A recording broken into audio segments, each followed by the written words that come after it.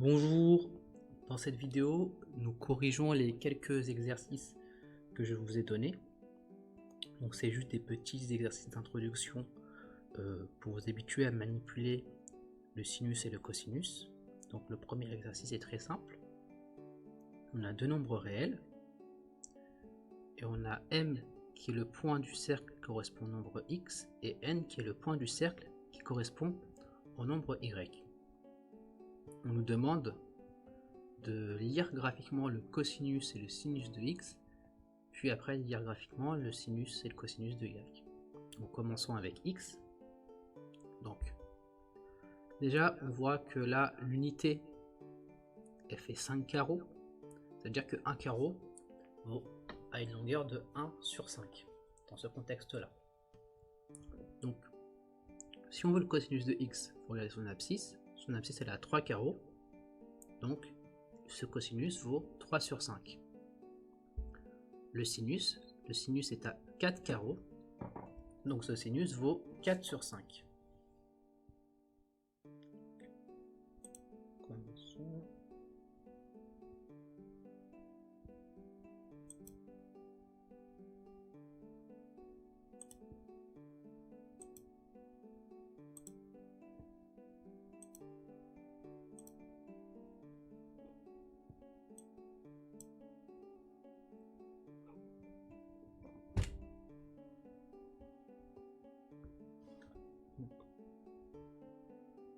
Correction. Exercice 48, 50.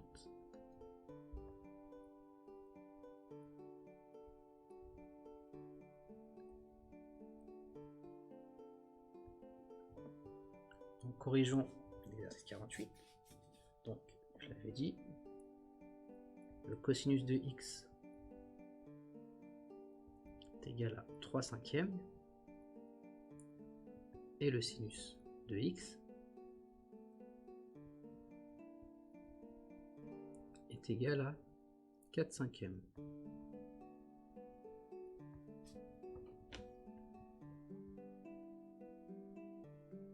Donc maintenant, il faut faire la même chose avec y. Donc là, il faut que la question nous demande de lire le sinus de y et une valeur approchée de son cosinus, parce que c'est vrai que là, on tombe pas pile poil sur un carreau, donc il faut faire une approximation. Donc commençons par le plus simple, le sinus. Le sinus est à hauteur de 2 carreaux, donc ça fait 2 cinquièmes, 2 sur 5. Maintenant le cosinus, alors on est entre le 4e et le 5e carreau, un peu plus proche du 5e, c'est une approximation. On sait que 4 cinquièmes ça vaut 0,8, donc là, comme on est un peu après le milieu, c'est un peu plus que 0,9. Donc on peut par exemple dire que ça vaut grosso modo 0,92. Donc on va dire que le cosinus de y vaut 0,92 et son sinus vaut 2 cinquièmes.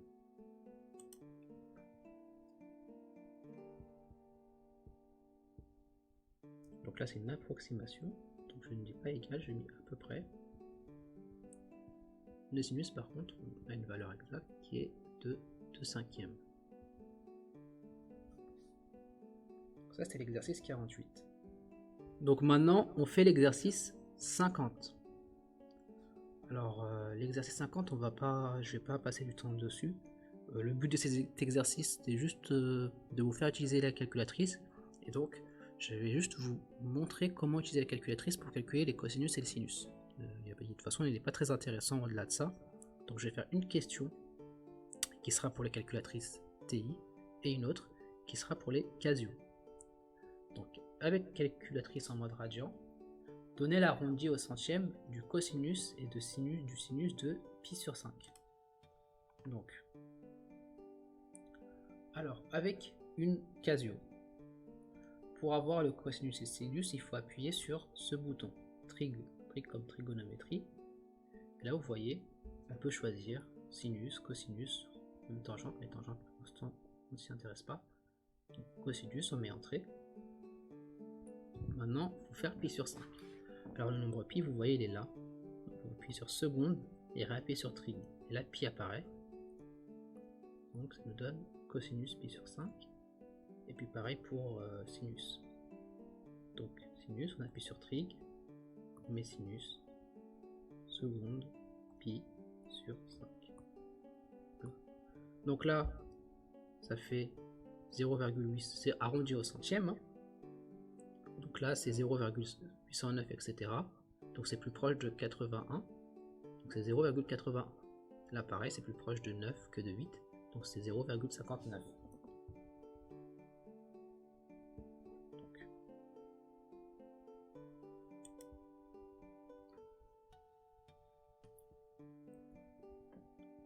Cosinus de pi sur 5, c'est à peu près égal à 0,81. Et sinus pi sur 5, c'est à peu près égal à 0,59. Pour la question B, donc on va faire la même chose, hein, c'est avec pi sur 12, et là on va utiliser une Casio. Donc allons-y. Donc là, avec le Casio, c'est un petit peu plus simple puisqu'on a déjà directement les boutons sinus et cosinus qui sont affichés. Donc si je veux calculer le sinus de pi sur 12, le cosinus de pi sur 12, d'abord j'appuie sur cosinus. Donc entre parenthèses, le bouton pi il est là. Vous voyez, il est là en seconde, donc il faut appuyer sur seconde ou shift, pi sur 12, on a la valeur. Puis la même chose avec le sinus, sinus, entre parenthèses, je rentre pi sur 12. Et voilà. Donc là, vous voyez bien que si on arrondit, on est plus proche de 7 que de 6, puisqu'on est 59. Donc c'est 0,97. Et là, pareil, on est plus proche de 26 que de 25. Donc c'est 0,26. Donc 0,97 et 0,26.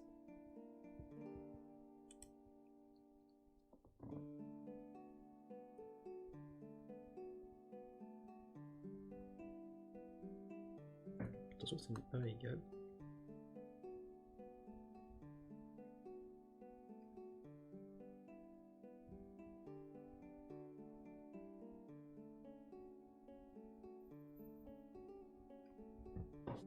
Donc maintenant, nous travaillons sur les exercices 51. Donc on a cette figure. Donc on a le point M qui correspond à l'angle pi sur 4 sur le cercle trigonométrique. On nous demande de placer les points images de ces 4 nombres suivants. 7 pi sur 4, 3 pi sur 4, 5 pi sur 4 et 11 pi sur 4. Donc vous voyez bien qu'en fait c'est que des multiples de pi sur 4. Pi sur 4, si on regarde bien, c'est quoi? C'est la moitié d'un cadran. Ça veut dire qu'en gros ça correspond à une part qui vaut 1/8. Donc on va dire qu'on va appeler ça une part. Et ça vaut 1/8 du cercle. Et donc par exemple pour avoir 7 pi sur 4, il faut avancer de 7/8. 3 pi sur 4, il faut avancer de 3 parts, donc 3/8. Donc on va le faire. On va le faire. J'ai une figure. Donc je triche un peu, parce que moi j'ai déjà mon cercle. Je vais quand même prendre la peine de placer le point. Donc pi sur 4, c'est la moitié de pi sur 2, donc c'est l'angle qui divise le cadran en deux.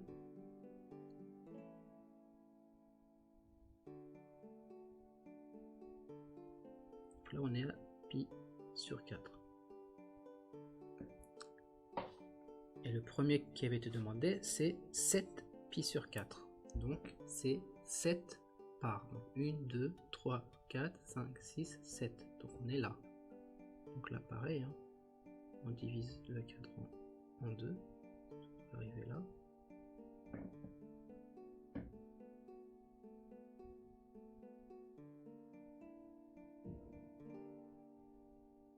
C'est de l'approximatif. Et là on est sur du 7 pi sur 4. Ensuite, qu'est-ce qui a été demandé? Donc on demandait du 5 pi, du 3 pi sur 4, du 5 pi sur 4 et du moins 11 pi sur 4. Donc on va faire 3π sur 4. 3π sur 4, c'est 3 parts. 1, 2, 3, donc on est là.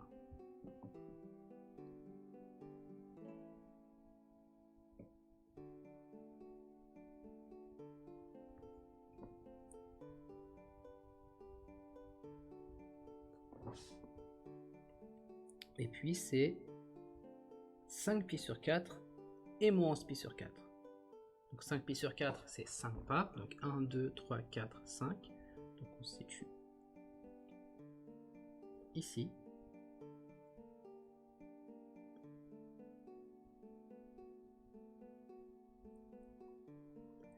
Et enfin, on nous demande moins 11π sur 4. Alors déjà, je remarque que c'est négatif. Donc là, on va dans ce sens-là. Mais au lieu, on pourrait faire 11. On pourrait faire 11 parts. Mais vous voyez bien que là, on va faire plus d'un tour. Donc on peut déjà remarquer que moins 11π sur 4, en fait, c'est moins 3π sur 4,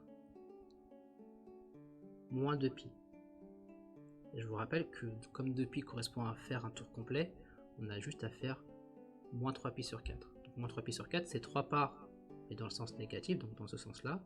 Donc une part, 2 parts, 3 parts, en fait, donc c'est juste là. Donc là, c'est aussi moins 11π sur 4. Donc ça, c'était la première question. Pour la seconde question, en déduire les valeurs exactes des cosinus et sinus des nombres réels précédents. Alors, on peut remarquer que déjà, ça c'est dans le tableau de valeurs que je vous ai donné, le cosinus de π sur 4, donc l'abscisse, c'est racine de 2 sur 2. Et c'est pareil pour l'ordonnée. C'est racine de 2 sur 2. Maintenant, on nous demande, donc d'abord on va faire le cosinus et le sinus de 7π sur 4. Donc là, c'est la B.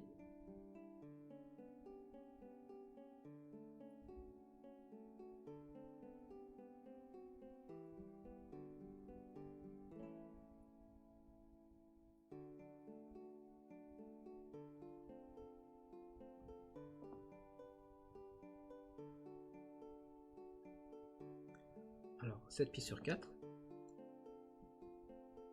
Donc là, attendez. Ça, c'est égal à moins racine de 2 sur 2. Vous voyez bien que le point 7π sur 4, il a même abscisse que point π sur 4. Donc ça veut dire que pour les deux, le cosinus sera le même. Donc comme pour π sur 4, c'est racine de 2 sur 2, et ben le cosinus de 7π sur 4, ce sera aussi racine de 2 sur 2. Par contre, au niveau des ordonnées, en fait, ce point-là, c'est le symétrique de celui-là par rapport à l'axe OI. Ça veut dire que l'ordonnée de 7π sur 4, ce sera l'opposé de l'ordonnée de lui. Donc là, on le voit bien d'ailleurs sur là. Là, comme lui, son ordonnée, c'est racine de 2 sur 2, et bien lui, son ordonnée, ce sera moins racine de 2 sur 2. Donc en gros, le cosinus de 7π sur 4, c'est la même chose que π sur 4. C'est racine de 2 sur 2. Par contre, le sinus, c'est l'opposé. C'est moins racine de 2 sur 2. Maintenant, on est sur 3π sur 4.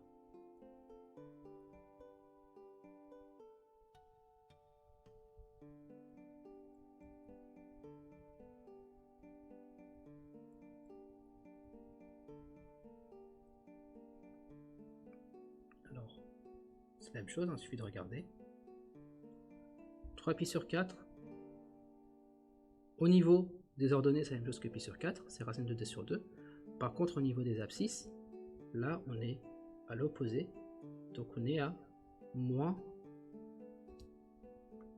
Attendez, je le fais proprement. Moins racine de 2 sur 2. Donc, là, c'est l'abscisse. L'abscisse, donc le cosinus vaut moins racine de 2 sur 2. Le sinus vaut racine de 2 sur 2. Donc du coup là c'est le contraire. Le cosinus va être négatif et le sinus va être positif. Ensuite, le point suivant, ça va être 5π sur 4. Et d'ailleurs, on peut remarquer que comme 5π sur 4 et moins 11π sur 4 sont placés de la même manière sur le cercle trigonométrique, leur cosinus et leur sinus seront forcément les mêmes. Donc là, le cosinus, c'est moins racine de 2 sur 2. Et le sinus, c'est moins racine de 2 sur 2. Donc là, tout négatif. Donc, cosinus 5π sur 4, c'est égal à moins racine de 2 sur 2. Et c'est égal aussi au cosinus de moins 11π sur 4. Et pareil pour le sinus. C'est exactement la même valeur, moins racine de 2 sur 2.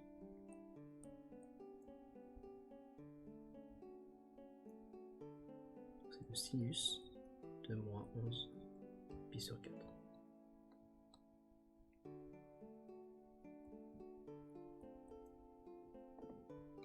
Donc, c'est tout pour les exercices d'aujourd'hui.